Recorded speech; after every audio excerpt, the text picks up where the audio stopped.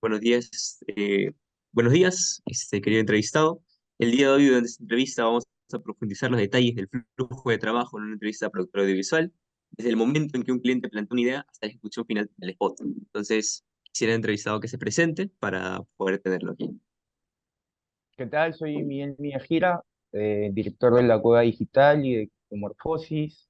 Soy comunicador social, especializado en audiovisuales y publicidad. Bien, muy bien.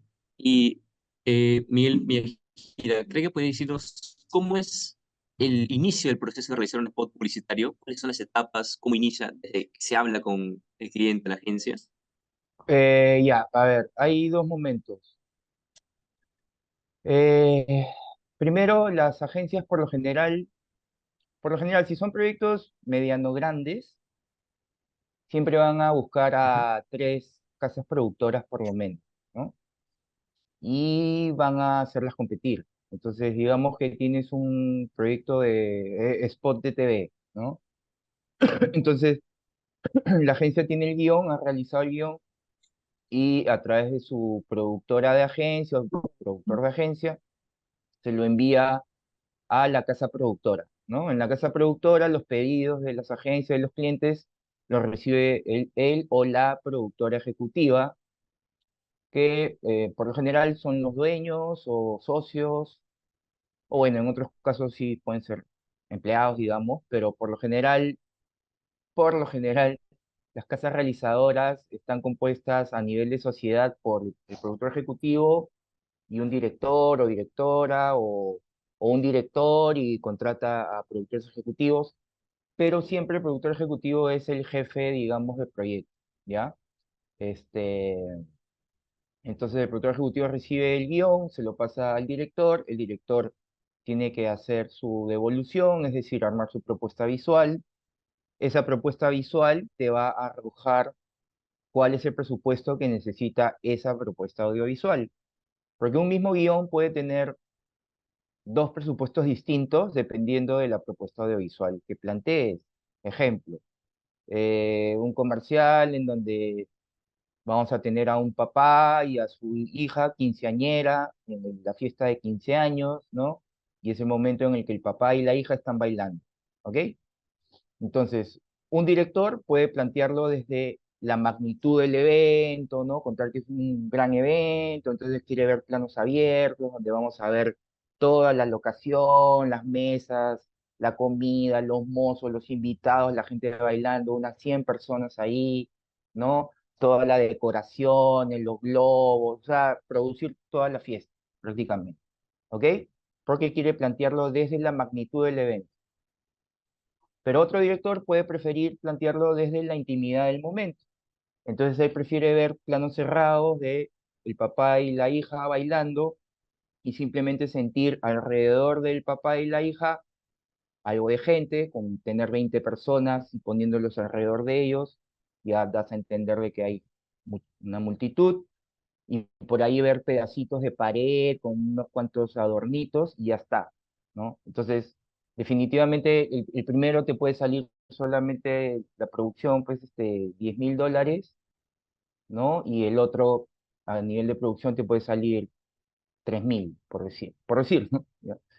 Entonces, es el planteamiento de la propuesta audiovisual la que va a determinar el presupuesto, ¿no?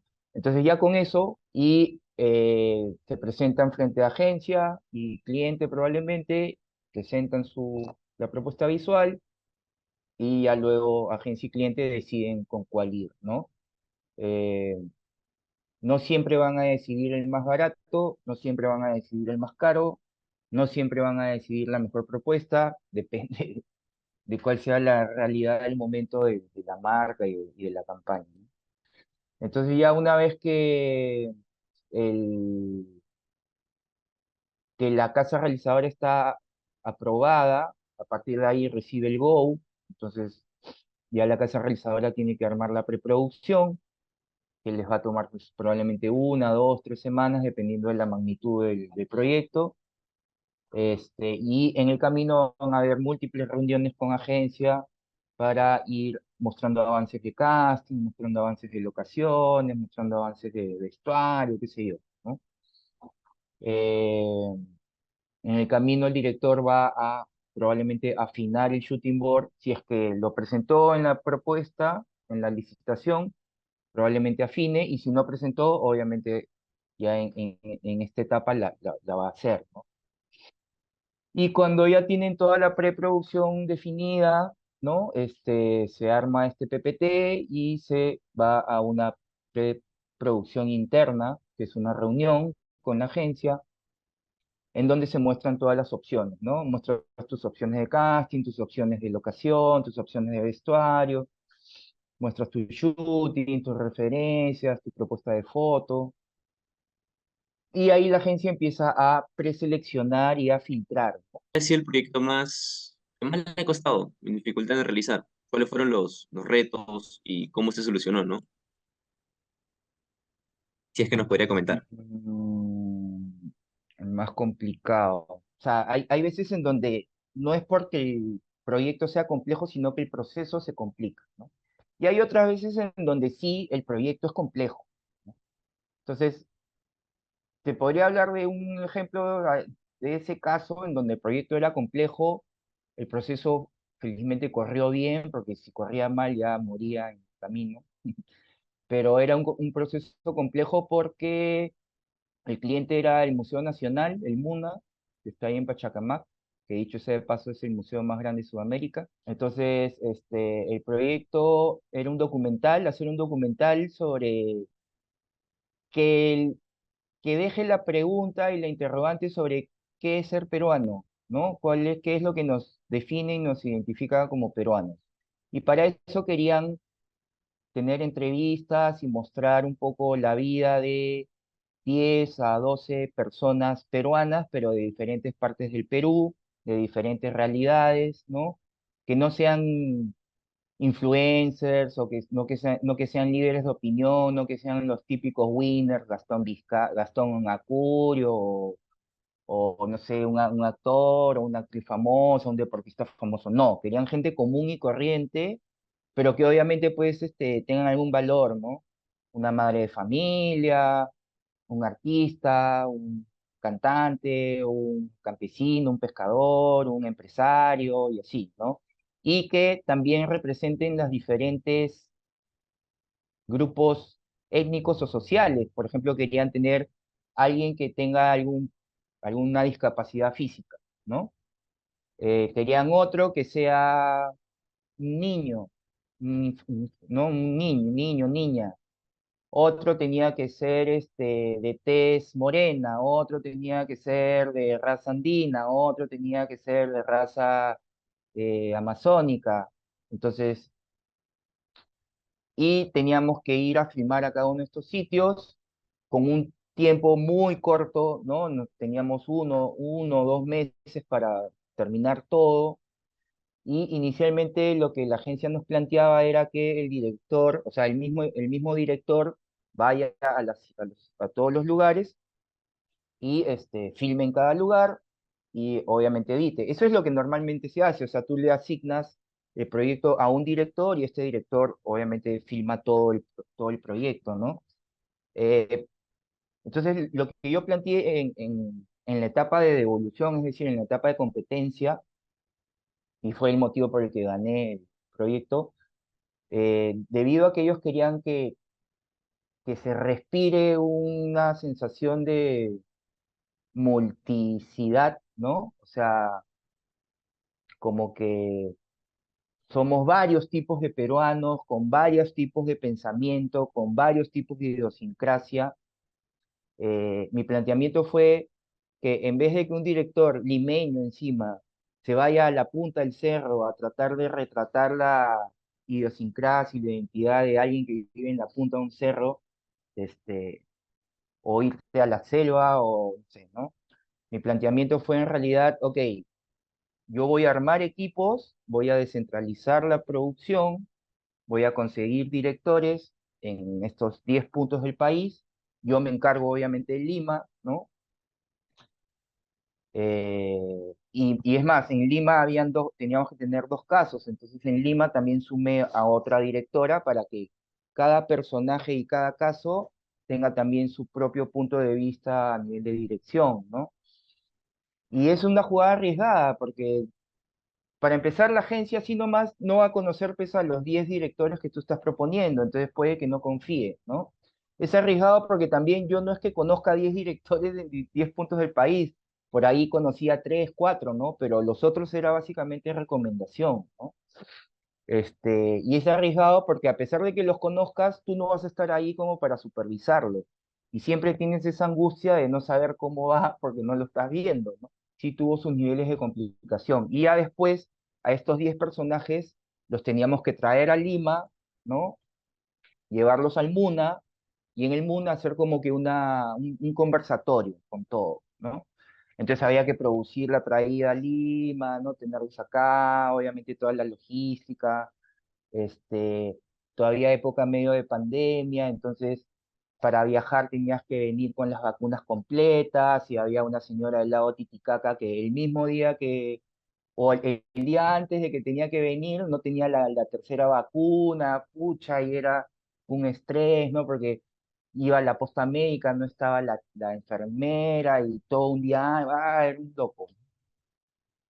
Y sí, o sea, fue un proyecto estresante, no porque el proceso se complicó, sino porque la producción en sí era compleja. O sea, yo sí estuve bien, bien angustiado, digamos, hasta que se entregó el proyecto y ya todo bien, ¿no? Pero digamos que ese sí, te podría decir que fue el proyecto más complejo que como director asumí.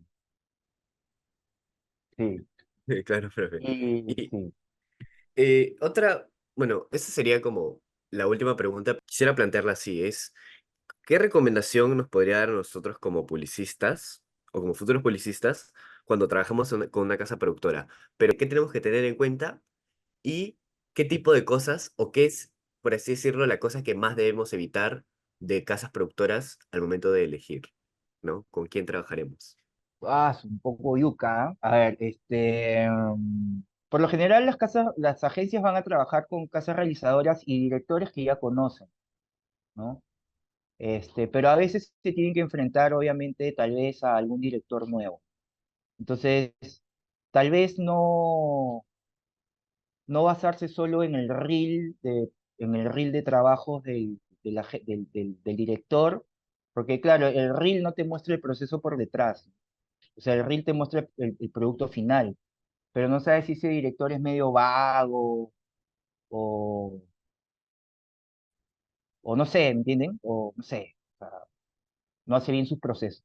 Entonces, averiguar cómo llega a sus productos finales, ¿no? Porque por más que el producto final sea bueno, si en el camino te han hecho arar, o sea, el día que tenías que presentar avance de casting, no lo presentaste. El día que tenías que presentar no lo presentaste. Pediste cambios de este tipo y el director no los entendió bien, y no los hizo. O sea, por más que el producto final sea bueno, tú no vas a querer volver a trabajar con ese director. Y peor el cliente, ¿no? Si el cliente llega a sentir esas fallas en el proceso, no va a querer volver a trabajar con esa casa realizadora, por más que el producto final sea bueno. ¿Entienden? Claro, sí.